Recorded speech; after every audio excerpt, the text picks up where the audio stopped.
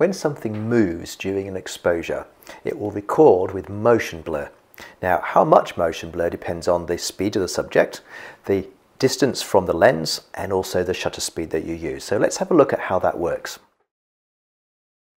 This first technique is where you deliberately blur the static background, but not the moving subject. This is called panning, and the idea is to follow the subject as it moves, keeping it relatively still within the frame, and this means that the background itself is moving fast within the frame, so it blurs instead of the subject. I use manual focus and I lock it on a spot where the subject is likely to be. Then, using a shutter speed of maybe 1/8 of a second, I swing round at the same speed as the subject is passing, keeping the subject mostly still within the frame. As they say, your mileage may vary and the success rate will be low at first, but pixels are free, so keep shooting until you have a keeper. The zoom motion blur effect is more of a trick than anything else, but it does give you a sense of implied movement and drama to an otherwise static subject. You will need a proper zoom for this, of course. The 24-90 or the 16-35 on the SL is absolutely ideal. So let's have a look at some pictures and see how it works.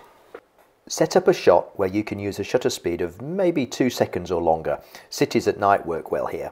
Then, using the 2-second self-timer, trigger a shot and about halfway through the exposure, smoothly turn the zoom ring on the lens to magnify or to zoom in. This will give you a half sharp and half exploded view for added drama. And it's quite simple, but it is hard to do well. You'll need to shoot a few frames with varying amounts of zoom to get an effect that you like. For the long exposure motion blur technique, the idea is to keep the camera absolutely static on a tripod, use a relatively long exposure of maybe 1 second or more, and let the subject naturally move during the exposure so it records as a line rather than a sharp point. Let's have a look at some pictures and I'll show you what I mean. Traffic at night works well. The lights on vehicles record as long, bright lines, and you can have fun with different length exposures. The other classic long exposure, of course, is waterfalls, where the falling water looks like a feathery mist rather than sharply frozen droplets. In full daylight, you will not be able to achieve a shutter speed slow enough to record movement in a pleasing way, and this is where the strong neutral density filters come in. A 10-stop filter will force shutter speeds to be much slower, and so moving objects can record as blurs, even clouds if the exposure is really long.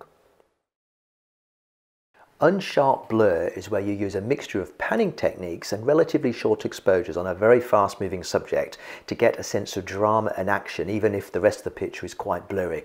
Let's look at some examples. This technique is a little bit hit or miss, and you will need to repeat it over and over again to get the result that you want. This image of motorcycles in Vietnam was shot at 1/4 of a second, which has left the centre bike sharpish, but has left the other bikes really blurry. There is a really strong sense of hustle and bustle here, which is better captured like this than as a sharply frozen image.